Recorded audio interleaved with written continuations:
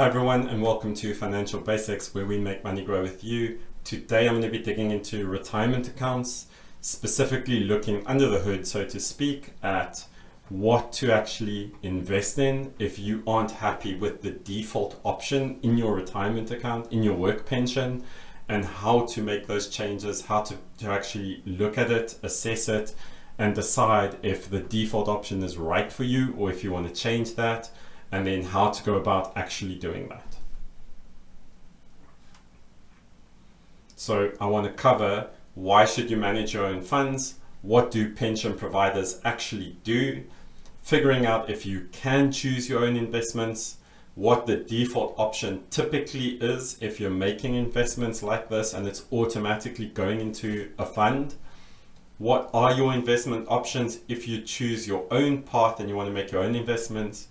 What to consider before choosing your own investments, potentially paying for advice from a financial advisor or a professional to look at how to go about changing the portfolio so that you are in the right funds, looking at what the FIRE community recommends, which is generally a global low-cost index fund or a global tracker, and then potentially doing an annual review just to make sure that you are still on track and that the growth in the portfolio that you have is what you're looking for, what you want, and the volatility isn't there, making sure that the risk profile is okay for your needs at that time.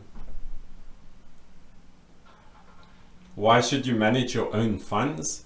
Managing your own investments doesn't equal gambling by buying and selling random stocks. If you think those stocks are going to go up or down, that is not something we're talking about here.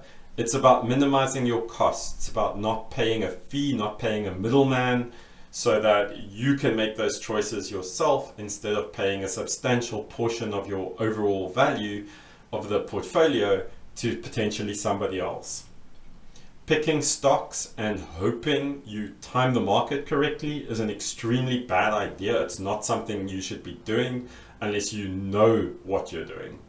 But there are much simpler and foolproof methods. Invest for the long term, hold the assets, hold the investments, and if you're investing in a low-cost global index fund, then you're managing that risk and growth. Obviously, investing in single stocks and hoping you time the market correctly in terms of when to buy and when to sell, you're almost always going to be losing on those trades. And then as you get older, as things mature, as your circumstances change potentially, then you also need to look at adjusting your investments according to your personal risk profile. And again, you can pay for a service as a once-off ad hoc fee to potentially get professional investment advice to decide what you should be investing in. So what do pension providers actually do? Their goal is to grow what you and your employer have invested and added to the pension.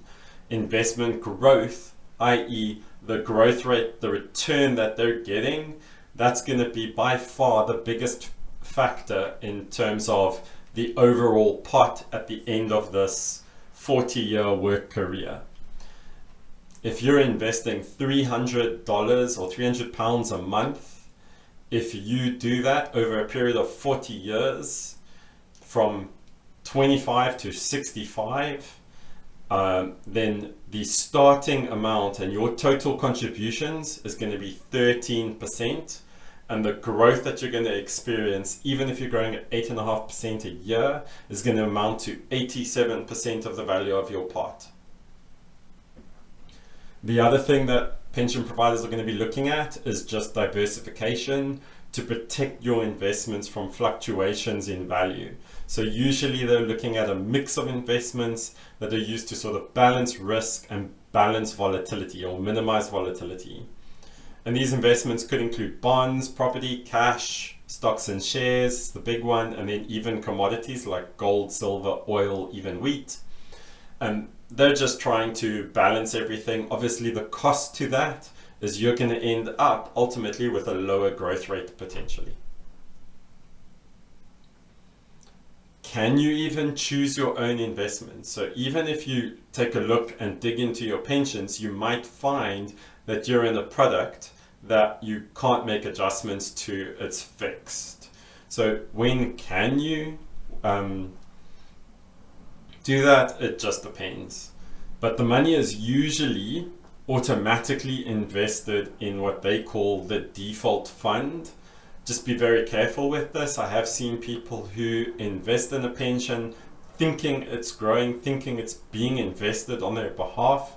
But then if they actually check maybe 5 years later, they find out it's actually been sitting as cash and it's not actually growing.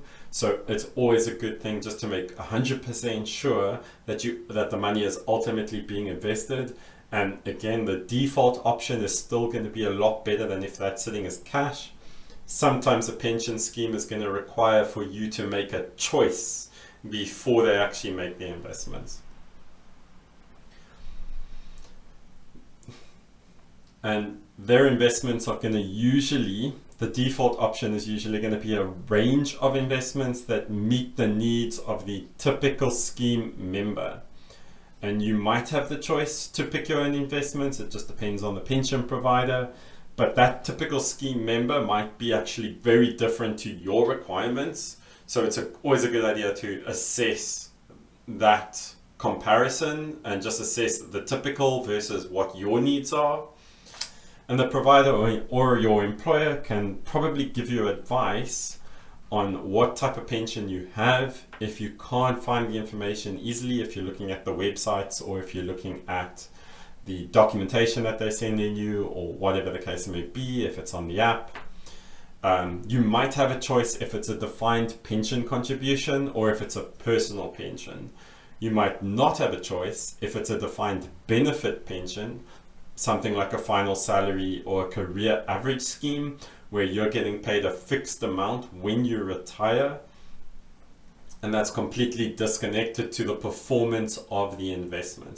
So there's no pot at the end of that's drawn down from. You're just getting that amount every month till you die. There's also obviously a SIP or a self-invested pension, personal pension, where you get to decide what it's invested in. So what does a default option actually look like? The first thing you need to do is just assess what you're actually investing in at the moment. These are typically actively managed investments known as target date funds or lifestyle funds. And because they are actively managed, professionals decide what the investments are on your behalf, and they use their experience to ultimately distribute the retirement funds across a range of investments, check to make sure the money isn't being reduced by inflation, and then they're also taking into consideration any fees or charges that go off the investments to make sure it's still growing beyond that. Default funds typically take on less risk, but as a side effect of that, you actually get less return at the expected retirement age. And as you get closer to that date, the risk gets reduced. So they're going to go into safer and safer assets like cash or bonds, just to minimize the volatility. And this is usually done at specific dates based on your planned retirement age, which is normally something that you give the pension provider. So you can say, I want to retire at 67, and then 5 years before 67, 10 years before 67, 15 years before 67, they're making adjustments to your portfolio in line with that expected date. And the reason for this is, as you get closer to that time, they want to make sure that you're covered, that the volatility is lower, because if, for example, the market crashes the day before you retire, then at least you have some level of protection because you're in a range of assets where you've got a lot more stability. So there's a couple of assumptions for the retirement, for the default option. They expect you to retire at the normal pension age, typically the same as the state pension age. So at this point, I think it's 67. They take all of your pension money out when you retire. None of it is left invested. and they're going to pay you out a cash lump sum, or they're going to expect you to buy an annuity with the remaining funds. So a combination of those two. The default might be a bad choice as well if you plan to retire early. So if you plan on retiring when you're 40, this is going to be a challenge for you. But also if you plan on retiring, if you love your job and you plan on retiring when you're 70, it might also be a challenge. There's also obviously options like flexible retirement income, where you use some of the money up front, but leave the rest of it invested until you want to take it out, i.e. a pension drawdown. You're living in a bit more of a risky world where if the market crashes, you might have less to draw down on. I'm just using this as an example, but let's just dig in. Let's look at a fund. This is for the period 15 years before you retire. So it could be 30 years until you actually hit your retirement age. So this fund is investing in property securities, it's fixed interest securities. There's a small portion of it that's actively managed. It's investing in currencies, and there's some cash in there as well. Obviously equities is in there.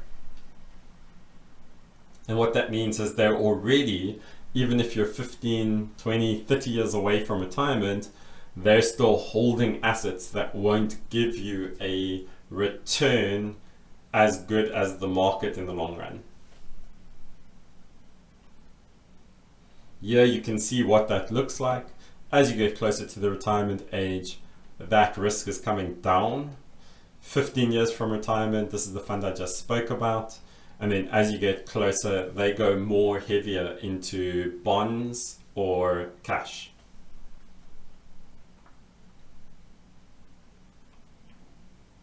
Here you can see asset allocation. Again, this is 15 years plus before you retire. There's a couple of concerns. 9.4% into global fixed interest, which is going to be your bonds.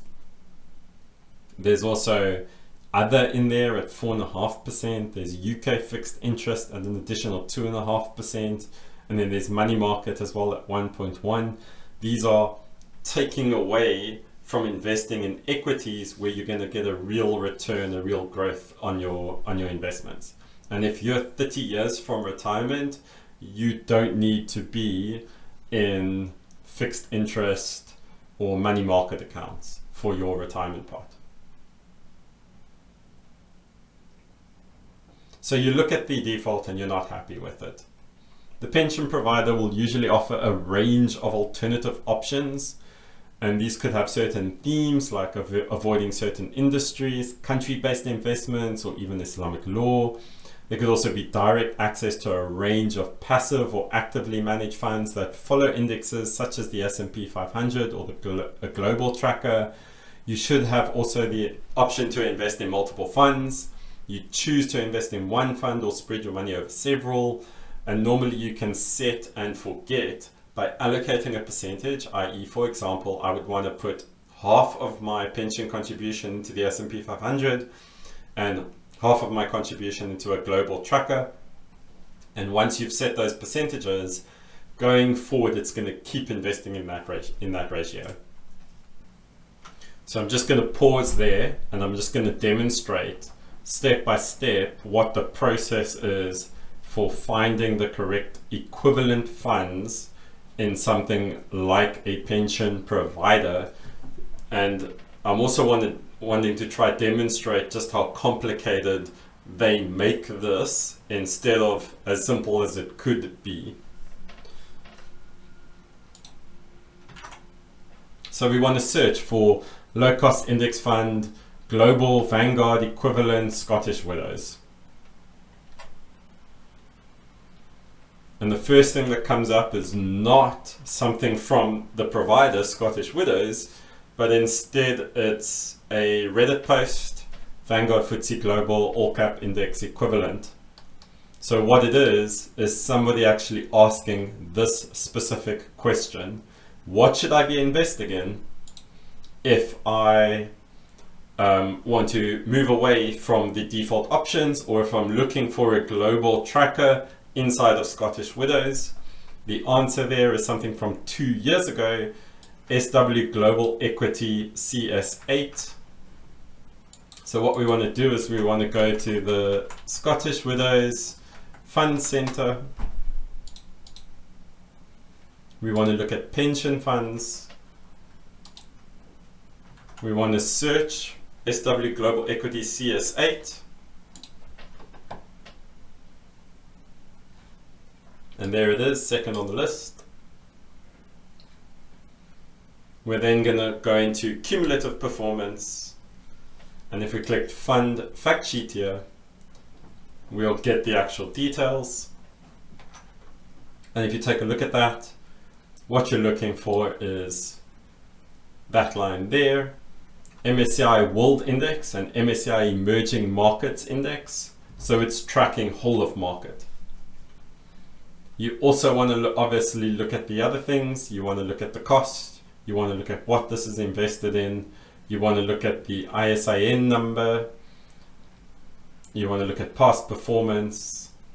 And then obviously what that distribution is relative to the market as a whole. As you can see here, UK equities 4.13%. UK economy is around 4.5%, 3.5% of the global GDP. So that's very close. And then obviously you can also see a breakdown of their top holdings. Back to the slides. The pension providers should also clearly make all the information available with regards to the funds that you're invested in, such as how the fund is invested, past performance, what they charge, what the risk profile of the fund is. Here's just two examples. Here's Aviva and Scottish Widows. They have fund centers which allow you to search through all of the funds that they have, and you can look at what exactly those funds consist of. Each fund should have a fund fact sheet, which includes an international securities identification number. And if you actually look at those, normally in the form of a PDF, it looks something like this. You have a fund objective. They're saying over there what they're trying to track. So here, MSCI Emerging Market Index, MSCI World Index. So they're trying to match the global performance. You can see how much they charge. The yearly fund charges 0.1%. You can see the ISIN number in there as well. You can see past performance. And here you can also see what they're actually invested in terms of the locations. So North American equities, Europe excluding the UK. UK is a separate line item there. Global emerging market equities, Japanese property, futures, money market. So all of those things, they're showing you what they're actually invested in and how much for each. UK economy is about 3.5% of the global GDP. So on that basis, 4.13 isn't too far away from that. So this lines up with a good global index. It's about right. Before choosing your investments, ask yourself, are you comfortable with the idea of investing your own pension? Please note, investments can fluctuate. Your pension is locked away until you are 55 years old. And if you are investing in multiple funds, there's potential charges for each fund that you want to invest in. There's also obviously your personal risk tolerance, your reward considerations, what you're going to get in taking on additional risk, how to allocate your pension. It's just something you need to think about. And then obviously inflation. It can be quite overwhelming and quite confusing. If you look at the Aviva Fund Center, they have 1,400 plus different funds on that fund center. So they're offering an enormous range, and it can be quite overwhelming, quite confusing, digging into what you actually need to pick.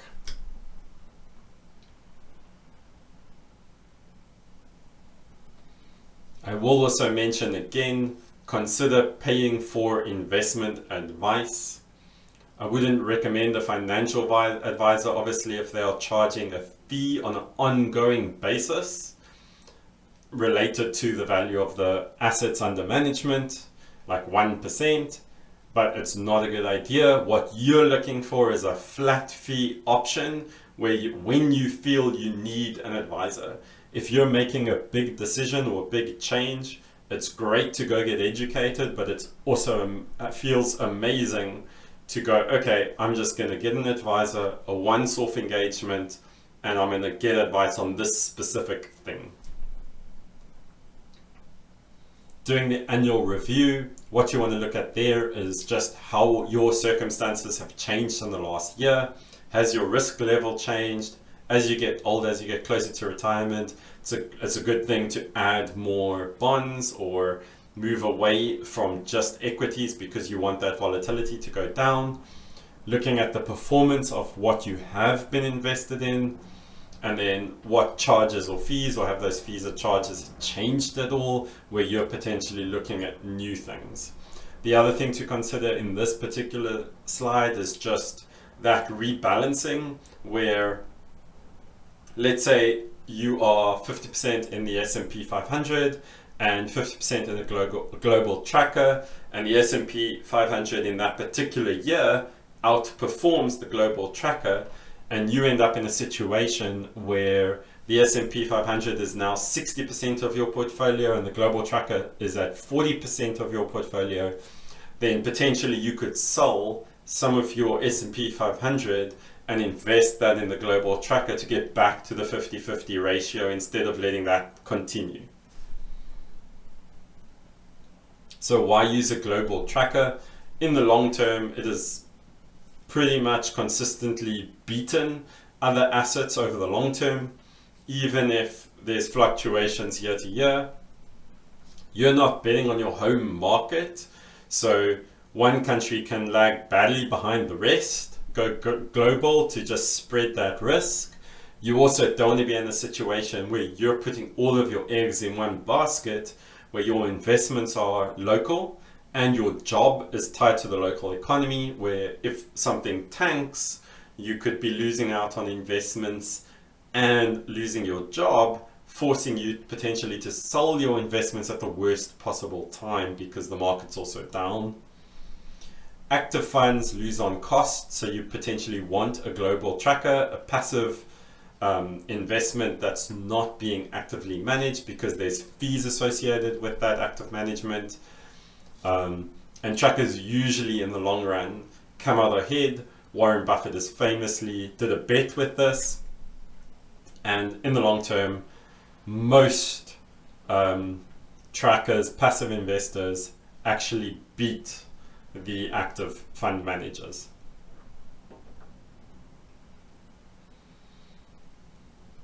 So what you want to consider before investing in a particular fund is look at the value and the reputation of the fund. I need to know it's going to be sticking around for a long run, for the long term. So Vanguard Global is a good example of that. They have a lot of investment in there. It's been around for a very long time. It's not going to go bust tomorrow. What portion of the global market you want to track? So the majority of global trackers can hold different ratios and different splits of investments across various developed markets, or a combination of developed and developing markets. And you want to make sure that you're comfortable with those ratios. And then what are the fees? So obviously cheaper is better. Make real comparisons. Motivator, and I'll include links, is fantastic for this, just to get a better feel for what you're actually investing in. So just a channel update. I'm going to include some links obviously below, and you can take a look at those to get a better feel for what you should or shouldn't be investing in, particularly with your pension fund. If you found this video useful, please feel free to support my channel by liking, subscribing, or even sharing it. If there's anything I missed or you would like me to cover, please comment below.